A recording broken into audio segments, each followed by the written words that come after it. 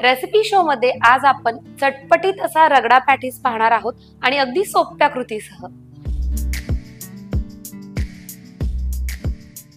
रगडा करण्यासाठी इथे आपण पांढरा वाटाणा घेतलेला आहे आणि 4 तासांपूर्वी कोमट पाण्यामध्ये हा आपण भिजत ठेवलेला होता। आता हा वाटाणा व्यवस्थित असा भिजलेला आहे।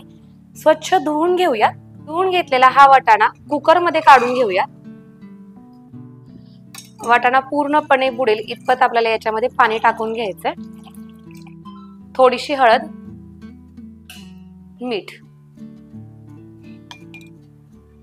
झाकण लावून घेऊयात आणि मीडियम फ्लेम वरती याच्या आपल्याला 5 ते 6 शिट्ट्या काढून घ्यायच्यात। आता आपण पॅटीसची तयारी करूयात।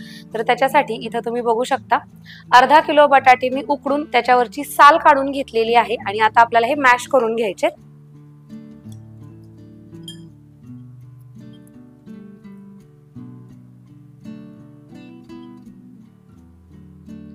सगळे बटाटे व्यवस्थित असे आपण मॅश करून घेतलेत। पॅटीस साठी ज्यावेळेस आपण बटाटा असा चुरतो तर त्यावेळेस तो हातानेच चुरायचा, खिसणीने खिसायचा नाही। त्याच्या मागचं कारण हे की ज्यावेळेस आपण ते पॅटीस खातो तर मधनं कुठेतरी एखादा छोटासा बटाटा दाताखाली आला तर तो देखील छान लागतो।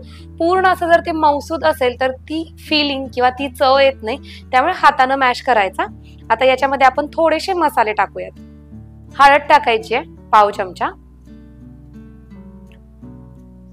हलका असा याला तिखटपणा यावा याच्यासाठी मी बेडगी मिरची वापरते। याच्या ऐवजी तुम्ही हिरव्या मिरचीचे तुकडे वापरले तरीही चालतील। आणि सगळ्यात महत्त्वाचं म्हणजे चाट मसाला, तर थोडासा जास्त म्हणजे छोटा चमचा भरून टाकलेला आहे। कोथिंबीर, मीठ टाकून घ्यायचं आणि आता हे सगळं व्यवस्थित असं हाताने एकत्रित करून घ्यायचंय। तर याच्यामध्ये आपण मसाले वगैरे सगळं टाकून घेतलेलं आहे, पण याला बाइंडिंग आलं पाहिजे तर त्याच्यासाठी इथं मी कॉर्नफ्लोअर वापरतेय। याच्या ऐवजी तुम्ही मैदा वापरू शकता, थोडंसं तांदळाचं पीठ वापरू शकता किंवा ब्रेड क्रम्स याच्यापैकी कशाचाही वापर करू शकता। आता थोडंसं बेतानं म्हणजे साधारण 2 ते 3 चमचे पुरेसं होतं।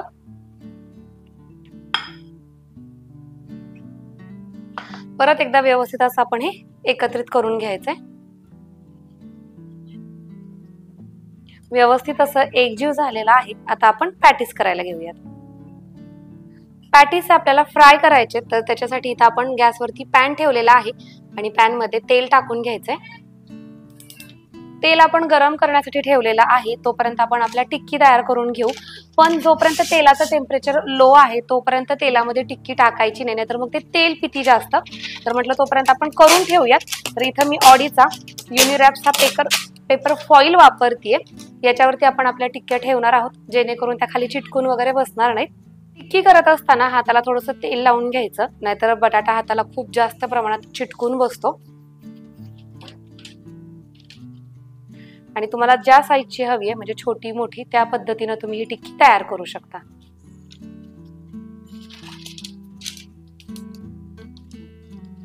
इथं बघा आपली पहिली टिक्की तयार सुद्धा झाली। ठेवून घेऊयात।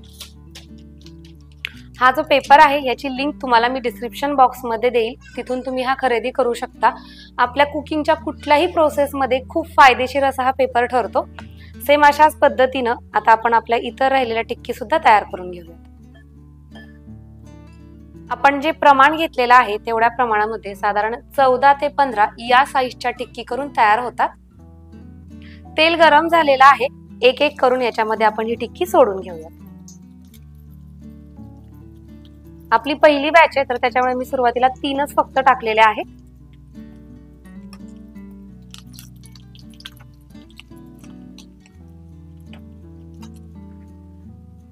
आपण या टिक्कीमध्ये खूप जास्त काही मसाले टाकलेले नाहीयेत, तरी सुद्धा मीठ, चाट मसाला याचा जो फ्लेवर आहे तो यायला लागलेला आहे। मस्त असा सुगंध दरवळतोय। एकसारख्या रंगावरती ही तळली गेलेली आहे। आपण बाजूला काढून घेऊयात। इथं मी एवढं तेल वापरले म्हणजे कमीच आहे त्या तुलनेनं। तुम्ही याच्यापेक्षा सुद्धा कमी तेलामध्ये अगदी शॅलो फ्राय आपण ज्याला म्हणतो तसं सुद्धा करू शकता। सेम अशाच पद्धतीनं आता आपण आपल्या इतर राहिलेल्या ह्या सगळ्या टिक्की आहेत त्या तळून घेऊयात।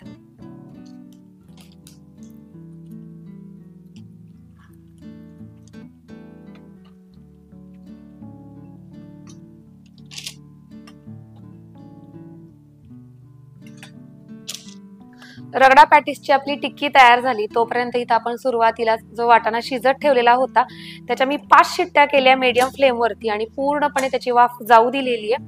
इथे तुम्ही बघू शकता आता छान अशा पद्धतीने हा वाटाणा शिजलेला आहे। आता हा आपण असा मॅश करून घ्यायचा आहे, हलका असा मॅश करून घ्यायचा। काय होतं हे जर आपण मॅश करून नाही ना घेतलं तर आपला जो रगडा आहे ना त्याला छान असं टेक्स्चर येत नाही, तर त्याच्यामुळे असं ही मॅश करायचं आणि सगळंही पूर्णपणे वरणासारखं करायचं नाहीये आपल्याला, हलका असा वाटाणा सुद्धा दिसला पाहिजे। आता रगडाला आपण तडका देतोय तर त्याच्यासाठी इथं आपण ज्या पॅन मध्ये आपण टिक्की तळलेली होती त्यातमध्येच थोडंसं तेल शिल्लक ठेवलेलं आहे, बाकीचं तेल काढून घेतलेलं आहे। जिरं टाकून घ्यायचंय,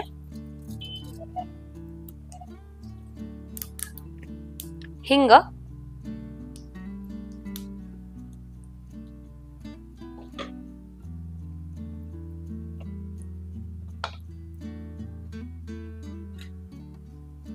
थोडीशी हळद, थोडीशी चटणी, धनेपूड टाकतेय थोडीशी। गॅस बंद करते, मसाले जळू नयेत याच्यासाठी। त्याच्यामध्ये आपण थोडंसं पाणी टाकून घेऊयात। गॅस ऑन करायचा।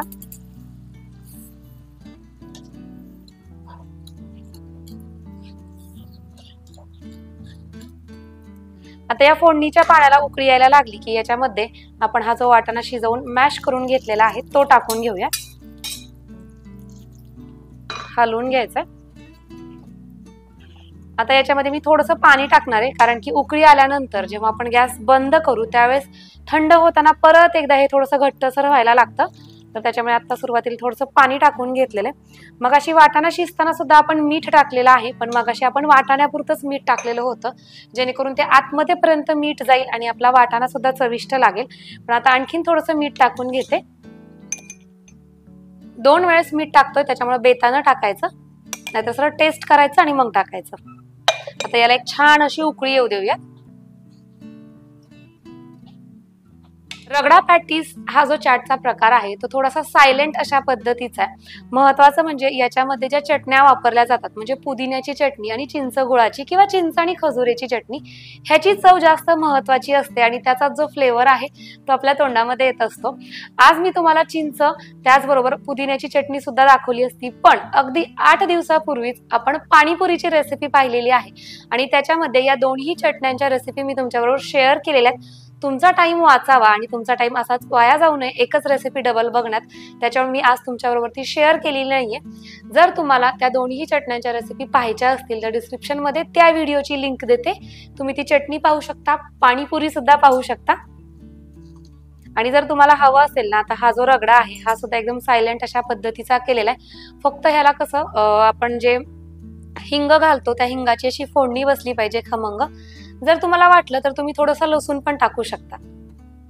मस्त असा आपला रगडा तयार झालेला आहे, इथे तुम्ही बघू शकता अगदी परफेक्ट अशा पद्धतीचा हा रगडा आहे। सोबतच आपण तयार केलेली ही टिक्की किंवा त्याला तुम्ही पॅटीस म्हणू शकता, कांदा आहे, कोथिंबीर आहे आणि इथं आपली ही पुदिन्याची चटणी सुद्धा तयार आहे। आणि इथे तुम्ही बघू शकता छान दाटसर अशा पद्धतीची आपली चिंच गुळाची चटणी सुद्धा मी करून घेतलेली आहे। आता आपण सर्व करूयात।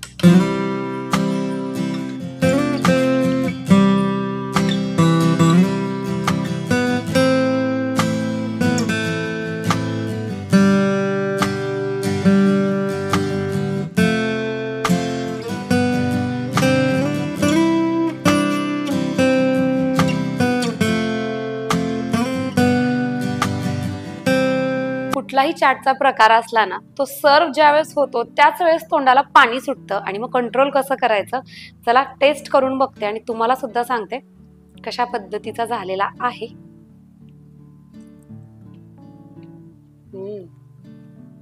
मस्त, अगदी परफेक्ट असा आपला हा रगडा पॅटीस झालेला आहे। घरी एकदा नक्की ट्राय करा, कारण की मलाही कळतंय मी खाताना बघून तुमच्या सुद्धा तोंडाला पाणी सुटते।